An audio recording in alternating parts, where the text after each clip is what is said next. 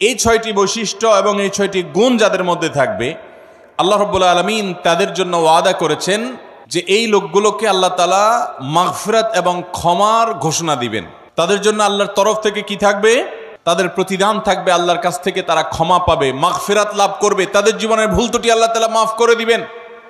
আর তাদেরকে আল্লাহ রাব্বুল আলামিন ইমানদারের সবচেয়ে বড় কাঙ্ক্ষিত টার্গেট এবং লক্ষ্য জান্নাত দান করবেন ইনশাআল্লাহ।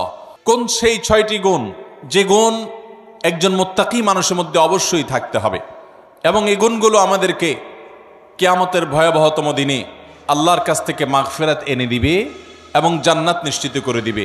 জানা দরকার আছে না নাই? আসুন আমরা সেই 6টি গুণের সাথে পরিচিত হই। যদিও মুত্তাকিদের প্রায় 40টিরও বেশি গুণের কথা কোরআনে আল্লাহ তাআলা আলোকপাত করেছেন।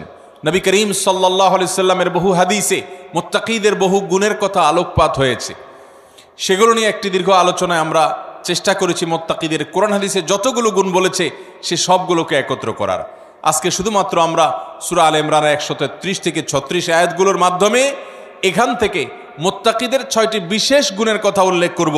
এই গুণগুলো যদি আপনার মধ্যে থাকে তো আল্লাহর শুকর আদায় করবেন, আর যদি না থাকে এই মজলিসে বসে এইখানেই মনে মনে নিয়ত করবেন যে আল্লাহর কোরআনে একটা গুণের কথা বলা আছে অথচ আমার মধ্যে নাই, আমি কেমন মুসলমান। অতএব এই মজলিস থেকে নিয়ত করবেন, তাহলে এই গুণটা আমাকে অর্জন করতে হবে ইনশাআল্লাহ। আল্লাহ তাআলা আমাদের সবাইকে এই গুণগুলো অর্জন করে যাওয়ার তৌফিক দান করুন। মোহতারাম হাজরিন, আল্লাহ রাব্বুল আলামিন বলেছেন ওয়াসারিউ ইলা মাগফিরাতিন মির রাব্বিকুম ওয়া জান্নাতিন আরদুহা কাআরদিস সামাওয়াতি ওয়াল আরদ। তোমরা আল্লাহর মাগফিরাতের দিকে দৌড়াও, প্রতিযোগিতা করো, অগ্রসর হও এবং জান্নাতের দিকে অগ্রসর হও, যে জান্নাতের প্রস্থ এই নবমণ্ডল এবং ভূমণ্ডল সমূহের যে দূরত্ব আছে, এ দুয়ের মধ্যে যত পার্থক্য আছে এরকম, সেই জান্নাতের দিকে তোমরা দৌড়াও, প্রতিযোগিতা করো, সেদিকে অগ্রসর হও, মুসারাআ করো। আল্লাহর মাগফিরাত এবং জান্নাতের দিকে তোমরা অগ্রসর হও, সেদিকে অগ্রসর হও, সেদিকে আগাও। যেই জান্নাত আল্লাহ তৈরি করেছেন উইদ্দাত লিল মুত্তাকিন, মুত্তাকিদের জন্য। জান্নাত কাদের জন্য তৈরি হয়েছে ভাই? মুত্তাকিদের জন্য। নামে মাত্র মুসলমান, তাকওয়া তাহারাতের নামগন্ধ নাই, জান্নাত তাদের জন্য তৈরি হয় নাই ভাই। জান্নাত তৈরি হয়েছে আল্লাহর সেসব বান্দাদের জন্য যারা শুধু নামে মুসলমান না, যারা মুসলমানের মধ্যে আফার ক্লাসের মুসলমান, যারা মুত্তাকি। আল্লাহ তাআলা আমাদের সবাইকে মুত্তাকি হওয়ার তৌফিক দান করুন। ভাইরা আমার, মুত্তাকি হওয়ার চেষ্টা করব তো ইনশাআল্লাহ। আসুন মুত্তাকিদের বৈশিষ্ট্য জেনে নেই। কি তাদের বৈশিষ্ট্য? 1 নম্বরের বৈশিষ্ট্য আল্লাহ তাআলা বলছেন আল্লাযীনা ইউনফিকুনা ফিস সাররাই ওয়াদ দাররা। 1 নম্বরের বৈশিষ্ট্য হলো তারা সুখে দুঃখে, যখন তাদের সচ্ছলতা থাকে তখন, আবার যখন টাকা পয়সার টানাটানি থাকে তখন, সব সময় তারা আল্লাহকে খুশি করার জন্য যে জায়গায় দান করলে আল্লাহ খুশি হবেন, ভালো কাজে, অসহায় মানুষের সেবায়, মসজিদ মাদ্রাসায়, কল্যাণমূলক কাজে, সাদকায়ে জারিয়ায়, যে কোনো ভালো কাজে আল্লাহকে খুশি করার জন্য দান করে। দুনিয়ার মানুষের জন্য কাছে বাহবা পাওয়ার জন্য না, দান কার জন্য হবে? আল্লাহকে খুশি করার জন্য। এমনকি আরশের নিচে ছায়া পাওয়া মানুষগুলোর মধ্যে থেকে 7 শ্রেণী মানুষের ভিতরে 1 শ্রেণী হলো যারা দান করে, এমনভাবে দান করে যে তারা এক হাতে দান করে, অন্য হাতও টের পায় না। আর আমাদের তো আজকাল আল্লাহ তাআলা কোনো ভালো কাজ করার তৌফিক দিলে, একটু দানের তৌফিক দিলে, আমরা নাম বলতে বলতে, প্রকাশ করতে করতে, নাম ফুটাইতে ফুটাইতে, জাহির করতে করতে ওইটার সওয়াবের আর কিছুই বাকি থাকে না, বরং সেটা শিরকে আসগরের গুনাহে লিপ্ত হয়ে যেতে হয় রিয়া করার কারণে। মোহতারাম হাজরিন, এই জন্য মুত্তাকিদের 1 নম্বরের বৈশিষ্ট্য হলো সচ্ছলতায় অনেকে দান করে, কিন্তু আল্লাহর এই মুত্তাকি বান্দারা শুধু সচ্ছল থাকলেই দান করবে না, দিনকাল যখন একটু খারাপ যায়, কেনা বেচা দোকানে একটু কম হয়, তখনও সে অকাতরে দেয়, দিতে থাকে, কোনো কার্পণ্য করে না। তাহলে এই বৈশিষ্ট্যটা আমাদের যার মধ্যে যতটুকু ঘাটতি আছে, এই মাহফিল থেকে, মজলিস থেকে আসুন মনে মনে নিয়ত করে নেই যে ইনশাআল্লাহ এখন থেকে আল্লাহ তাআলা আমাকে যতটুকু তৌফিক দিবেন ওখান থেকে আমি কিছু আল্লাহর রাস্তায় দান করব, আল্লাহকে খুশি করবার জন্য দিব। এবং যখন আমদানি ইনকাম অনেক ভালো তখনও দিব, যখন ইনকাম নাই একেবারে টানাটানি আছে ওখান থেকে একটু বাঁচিয়ে হলেও দিব। কারণ আল্লাহ তাআলা আমার দানের পরিমাণ দেখবেন না, আল্লাহ দেখবেন আমার সামর্থ্যের তুলনায় আমি কতটুকু করলাম। ঠিক না বে ঠিক?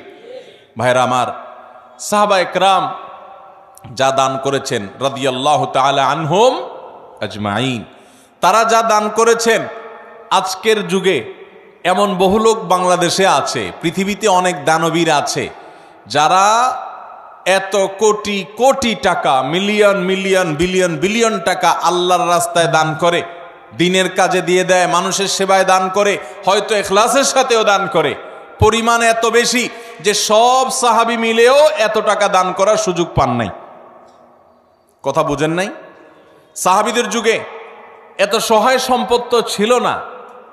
তারা যা দান করেছেন যদি পরিমাণ একত্র করেন, তাহলে আজকের যুগে এমন বহু পয়সাওয়ালা আছেন যে এক একটা মসজিদ মাদ্রাসার পিছনে 20-50-100 কোটি আরো অনেক বেশি খরচ করে ফেলেছেন। আছে না নাই? দেখা যাবে যে সাহাবা একরাম সবাই মিলে যা দান করছেন সেগুলোর বাজার মূল্য বের করলে এরকম একজনের দানের সমানও হবে না। এই হলো পরিমাণের অবস্থা। এবার আসেন দেখি ফজিলত এবং মর্যাদার অবস্থা। নবী করিম সাল্লাল্লাহু আলাইহি সাল্লাম বলেছেন সাহাবীদের সম্পর্কে, তোমাদের কেউ যদি উহুদের পাহাড় সমপরিমাণ স্বর্ণ আল্লাহর রাস্তায় দান করে, তো আল্লাহর নবী সাল্লাল্লাহু আলাইহি সাল্লামের সাহাবীদের কেউ সামান্য 1 মুদ পরিমাণ অথবা তার চাইতেও কম পরিমাণ আল্লাহর রাস্তায় কিছু দান করলে সেটার যে পরিমাণ সওয়াব হবে, তোমাদের উহুদ পাহাড় সম পরিমাণ স্বর্ণের দানের সওয়াব ততটুকু হবে না। কিসের কারণে ভাই? তাদের দানের ভিতরে যে ইখলাস ছিল, তাদের জানের ভিতরে যে নিষ্ঠা ছিল, নিয়তের ভিতরে যতটা নির্ভেজাল ছিল, আমাদের দান আজ এতটা নির্ভেজাল। তাদের উপার্জন যত হালাল ছিল, তাদের ভেতরকার নিয়ত যত খালেস ছিল, আমাদেরটা ততটা না। এই জন্য ভাইরা, মুত্তাকি মানুষ হিসাবে আমরা সুখে দুঃখে সর্বাবস্থা দান করব। শুধু দান করলে হবে না, আল্লাহকে খুশি করার জন্য দান করব। আর্থিক ইবাদত পয়সা করে দান করলে এই ইবাদতটার মধ্যে ভেজাল বেশি ঢুকে। এই ইবাদতটার মধ্যে ভেজাল কেন ঢুকে? ভেজাল কারণ নিজের ভেতর থেকে নফস বলে, প্রবৃত্তি বলে, মন বলে, এতগুলো টাকা দিয়ে দিলাম, একটা বারের জন্য যদি আমার নামটা ঘোষণা না দেয় কেমন হয়?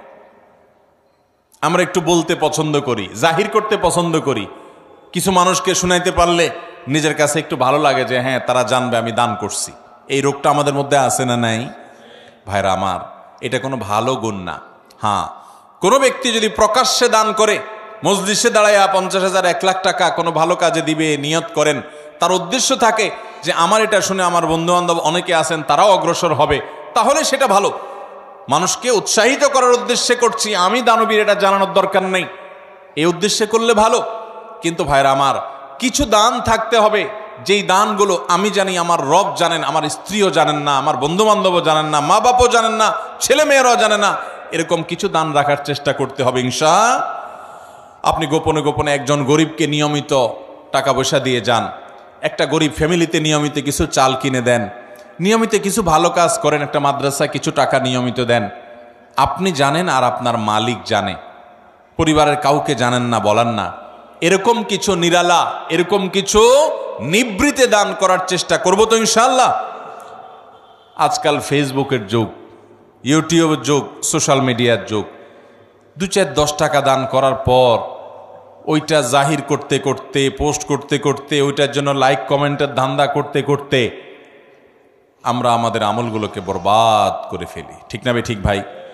অতএব সুখের সময় দান তো অনেকেই করে, দুঃখে কষ্টের সময়, টানাটানের সময় আমরা দান করব তো ইনশাআল্লাহ।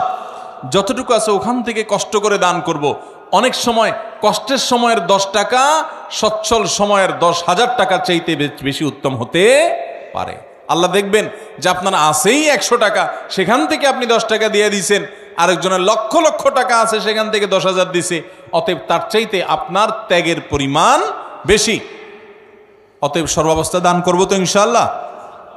ইমানদার এবং মুত্তাকি যাদের জন্য জান্নাত তৈরি করা হয়েছে, তাদের দ্বিতীয় বৈশিষ্ট্য হলো ওয়াল কাযিমিনাল গাইজ। যারা তাদের ক্রোধ, গোস্বা এবং রাগকে সংবরণ করে। বহু মানুষ আছে ভাইরা আমাদের সমাজে, রাগ উঠলে আর মাথা ঠিক থাকে না, আছে না নাই? বরং বেশিরভাগ মানুষই আমরা এ রোগের রোগী। কি বলেন? রাগ উঠলে মাথা ঠিক থাকে না। জান্নাত যাদের হবে, যারা জান্নাতের মালিক হবে, যারা আল্লাহর পক্ষ থেকে মাগফিরাতকে পুরস্কার হিসাবে পাবে, ক্ষমা লাভের তৌফিক হবে যাদের, এই মানুষগুলোর দ্বিতীয় বৈশিষ্ট্য, মুত্তাকিদের বৈশিষ্ট্য, আল্লাহ বলেছেন ওয়াল কাযিমিনাল গাইজ, তারা রাগ ক্রোধকে কি করবে? নিয়ন্ত্রণ করবে, সংবরণ করবে, আটকে ধরে রাখবে। একটা জায়গায় মারাত্মক মেজাজ গরম হয়েছে কারোর উল্টাপাল্টা কথার কারণে, এমন রাগ উঠছে, এখন মনে চাচ্ছে যে ধরে কয়েকটা লাগাই দেই, উথামথাম মারি, দু চারটা মুখ খারাপ করে বলে ফেলি, একটু ভাঙচুর করি, চিল্লাচিল্লি করি, করার সুযোগও আছে।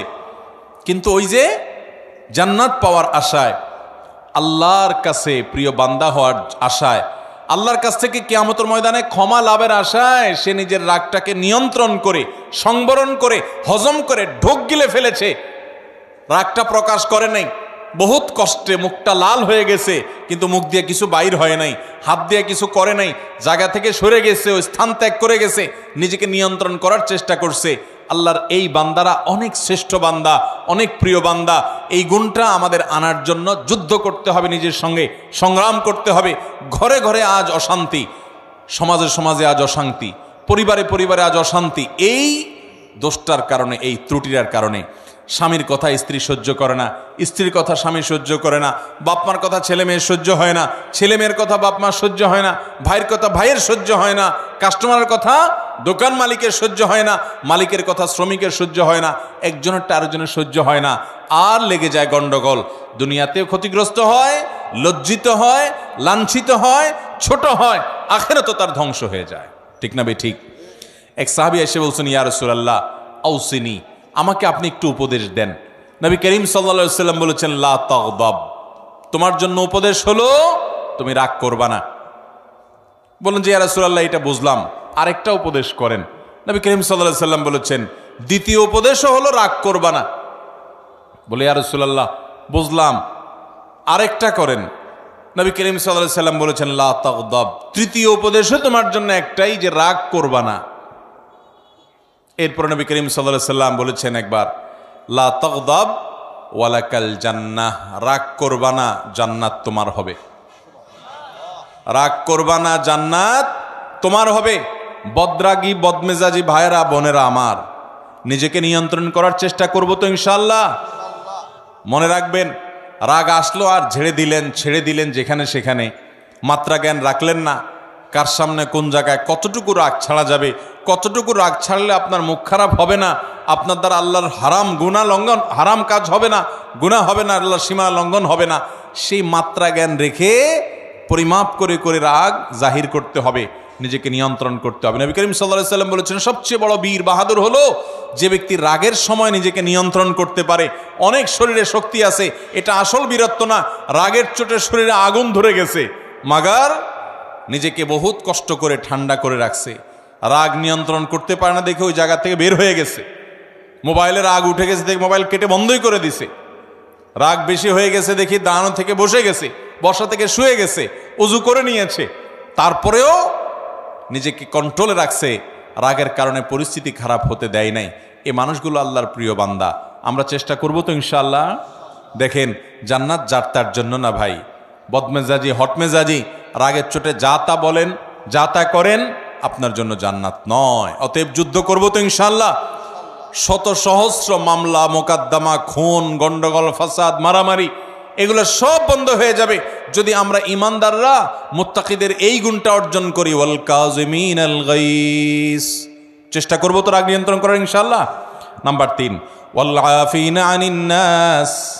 3 নম্বর বৈশিষ্ট্য হলো এই মুত্তাকিদের জন্য, যাদেরকে আল্লাহ তাআলা মাগফিরাত পুরস্কার হিসাবে দিবেন। দুনিয়া থেকে মানুষ যাবে আখিরাতে ভয়ে নিজের অপরাধ পাপাচার নিয়ে পেরেশান থাকবে। আল্লাহ তাআলা বলবেন, পুরস্কার নাও, পুরস্কার। পুরস্কার কি? তোমার সব গুনাহ মাফ করে দিলাম, আর তোমার জন্য জান্নাত বরাদ্দ করে দিলাম। সেই বৈশিষ্ট্যগুলো অর্জন করতে পারলে, 6টা বৈশিষ্ট্য অর্জন করতে পারলে এই 2টি নিয়ামত পাওয়া যাবে ইনশাআল্লাহ।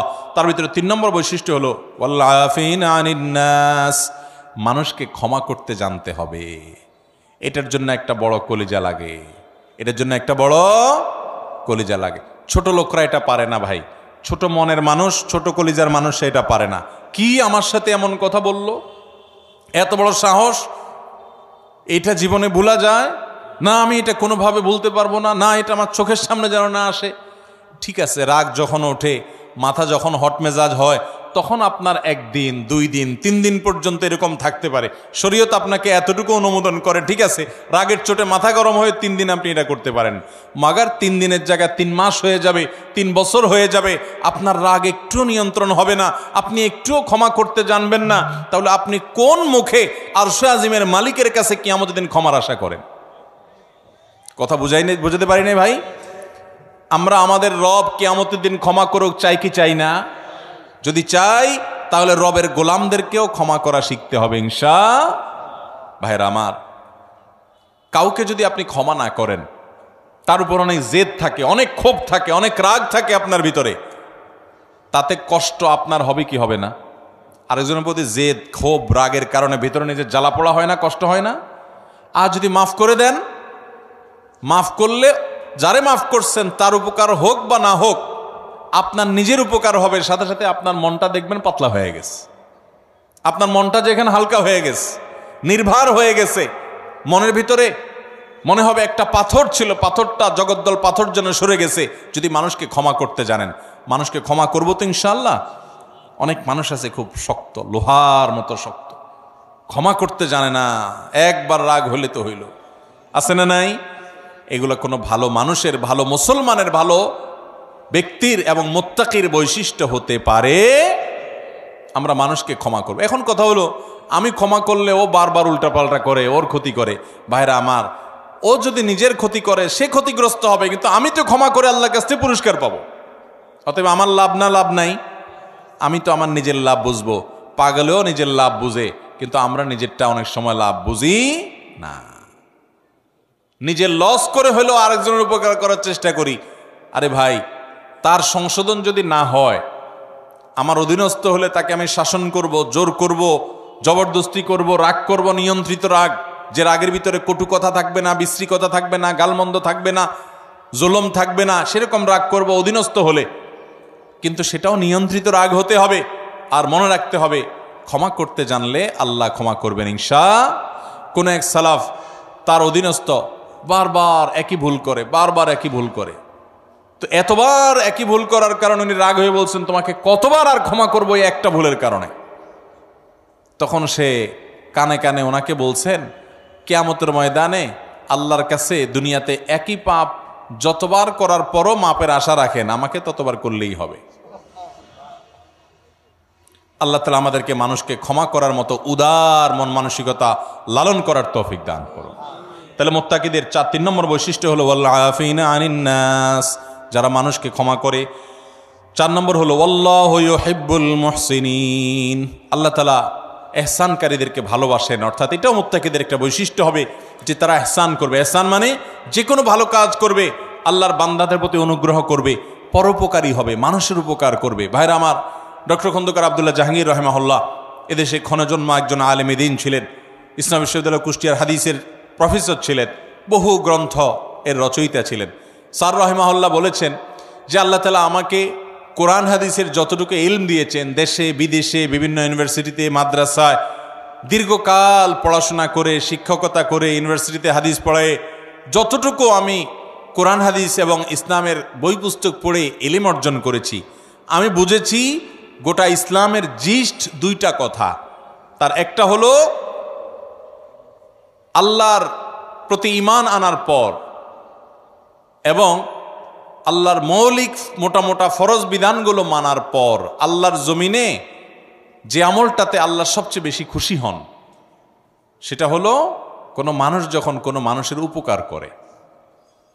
আর দ্বিতীয় কথা যেটা শুনলাম, বুঝলাম কোরআন হাদিস থেকে, সেটা হলো যে কুফরির পর, বড় বড় কবিরা গুনাহগুলোর পর আল্লাহ সবচেয়ে বেশি নাখুশ হন, অসন্তুষ্ট হন বান্দা যখন আরেকজনের ক্ষতি করে, ক্ষতি করার চেষ্টা করে, পিছে লাগালাগি করে।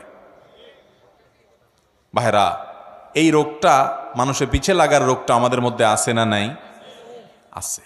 অযথা দেখবেন মহিলাদের মধ্যে রোগ আছে, দোকানদারদের মধ্যে রোগ আছে, রাজনীতিবিদদের মধ্যে রোগ আছে, হুজুরদের মধ্যে রোগ আছে, সাধারণ মানুষের মধ্যে রোগ আছে, যে পিছে লাগ, এর গোষ্ঠী উদ্ধার কর, আছে না নাই? ইমানদার কারোর পিছে লাগবে না ভাই। ইমানদার নিজের চরকায় তেল দিবে। আমার কি হবে কিয়ামতের ময়দানে আমি জানি না।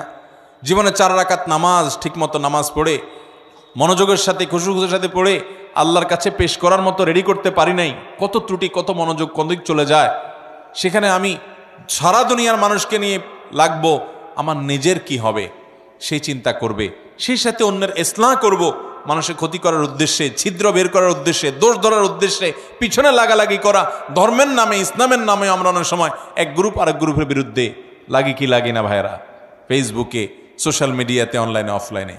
তো ইমানদার এটা করবে না। ইমানদার পরোপকারী হবে, মানুষের কল্যাণকামী হবে, ইহসান করবে এবং যে কোনো ভালো কাজ পাইলেই সেটা করার চেষ্টা করবে। আল্লাহু ইউহিব্বুল মুহসিনিন। 5 নম্বর বৈশিষ্ট্য হলো ওয়াল্লাযীনা ইযা ফাআলু ফাহিশাতান আও যালামু আনফুসাহুম যাকারুল্লাহ। যারা কোনো অশ্লীল, অন্যায়, জেনা, ব্যভিচার, অপরাধমূলক যে কোনো কর্মকাণ্ড, কোন একটা গুনাহের কাজ করে ফেলেছে, কারো গীবত করে ফেলেছে, কাউকে কষ্ট দিয়ে ফেলেছে, বা কোনো একটা গুনাহ করে ফেলেছে, ওয়াল্লাযীনা ইযা ফাআলু ফাহিশাতান আও যালামু আনফুসাহুম, অথবা নিজের প্রতি নিজে অবিচার করেছে। ভাইরা আমার, আমরা গুনাহ করলে কার ক্ষতি হয়? আল্লাহর ক্ষতি হয়। আল্লাহর কোনো হুকুম লঙ্ঘন করলে আল্লাহর ক্ষতি হয়। আল্লাহর কোনো ঠেকা আছে ভাই? আমরা দুনিয়ার সব মানুষ মিলে যদি একত্র হয়ে সবাই মিলে যদি হারামে চলে যাই, আল্লাহর কোনো লস আছে? আল্লাহর কোনো লস নাই। আর আমরা সবাই মিলে যদি আল্লাহর গোলামি শুরু করে দিই, আল্লাহর কোনো লাভ আছে? আল্লাহর কোনো ঠেকা নাই ভাই। তো এই জন্য নিজে অপরাধ করে, পাপ করে যে নিজের প্রতি অবিচার করি, আও যালামু আনফুসাহুম, নিজের প্রতি যদি নিজে অবিচার করেন, অশ্লীল কাজে লিপ্ত হন, এরকম কোনো কাজ করার পর যাকারুল্লাহ, আল্লাহর কথা স্মরণ হয়, রে আমার সৃষ্টিকর্তা আল্লাহ তো দেখছেন, তার কাছে তো জবাবদিহি করতে হবে, এটা মনে হওয়ার সঙ্গে সঙ্গে ফাস্তাগফারু লিযুনুবিহিম, সাথে সাথে ওই অপরাধের জন্য আল্লাহর কাছে মাপ চায়। ওয়া ইয়াগফিরুয যুনুবা ইল্লাল্লাহ, আর সে জানে আল্লাহ ছাড়া কেউ মাফ করতে পারবে না এই অপরাধ থেকে। এই জন্য সে আল্লাহর কাছে ওইভাবে কায় মনোবাক্যে মাপ চায়। এই বৈশিষ্ট্যটা থাকবে যাদের, মুত্তাকিদের, যে কোনো গুনাহ হলে মানুষ হিসাবে গুনাহ হয়ে যেতে পারে, যখনই গুনাহ হয়ে যাবে সাথে সাথে বিলম্ব না করে দ্রুততার সাথে আল্লাহর কাছে মাপ চাইবে। আল্লাহর কথা স্মরণ হবে, আরে আমি তো এটা করতে পারি না, ইমানদার হিসাবে, জান্নাত প্রত্যাশী মানুষ হিসাবে সে আল্লাহর কাছে মাপ চাবে। 6 নম্বর বৈশিষ্ট্য হলো ওয়ালাম ইউসিরু আলা মা ফাআলু ওয়া হুম ইয়ালামুন, এবং একটা পাপ একবার হয়ে গেলে নিজেকে নিজে সে ভৎসনা করে, রাগ করে, নিয়ন্ত্রণ করে, আর সে সেই অপরাধের ধারে কাছেও যায় না। একবার হয়ে গেছে, আল্লাহর কাছে মাপ চাইছে, আর যেন না হয় সেজন্য সে আপ্রাণ চেষ্টা করে। এটা হলো 6 নম্বরের বৈশিষ্ট্য। এই বৈশিষ্ট্যগুলো আবারও আমি এক নজরে বলে দিচ্ছি। নাম্বার 1, যারা দান করে সুখে দুঃখে সর্বাবস্থায়। নাম্বার 2, যারা নিজের রাগ গুসাকে নিয়ন্ত্রণ করে, কন্ট্রোল করে। নাম্বার 3, যারা মানুষকে ক্ষমা করে। নাম্বার 4, যারা মানুষের প্রতি ইহসান করে এবং যে কোনো ভালো কাজ সে করার চেষ্টা করে। নাম্বার 5, কোনো অশ্লীল কাজ করলে, কোনো গুনাহের কাজ করলে, নিজের প্রতি নিজে জুলুম অবিচার করে ফেললে সাথে সাথে আল্লাহর কথা স্মরণ হওয়ার সাথে সাথে সে ক্ষমা চায়, মাপ চায়, ফিরে আসে। আর নাম্বার 6, সেই পাপ কাজ আর কখনো করে না। এই 6টি বৈশিষ্ট্য যাদের থাকবে, আল্লাহ বলেছেন উলাইকা জাযাউহুম মাগফিরাতুম মির রাব্বিহিম ওয়া জান্নাত, এই লোকগুলোর আল্লাহর পক্ষ থেকে কিয়ামতের ময়দানে এই 6টা বৈশিষ্ট্য নিয়ে যদি কেউ যেতে পারে, তো আল্লাহর পক্ষ থেকে সে ক্ষমা এবং মাগফিরাত এটা পুরস্কার হিসাবে গ্রহণ করবে এবং জান্নাত লাভ করবে। তাজরি মিন তাহতিহাল আনহার, যার তলদেশ দিয়ে নহর প্রবাহিত হবে, সেই চিরসুখের ঠিকানা জান্নাত পাবে। খালিদিনা ফিহা, সেখানে সে চিরকাল থাকবে। ওয়া নি'মা আজরুল আমিলিন, আর আল্লাহর জন্য আমলকারী বান্দাদের পুরস্কার কতই না সুন্দর এবং উত্তম হবে ইনশাআল্লাহ। মুত্তাকিদের এই 6টা গুণ অর্জন করার চেষ্টা করব তো ইনশাআল্লাহ। আমি যেটা শুরুতে বলেছি এখন আবারও বলছি, আপনার আমার ভিতরে সেটা আছে না নাই ওইটা রিলেট করি, ওইটা খেয়াল করি, যেটা নাই ওইটা আনার চেষ্টা করি, করবো তো ইনশাআল্লাহ। আল্লাহ তাআলা আমাদের সবাইকে তৌফিক দান করুন।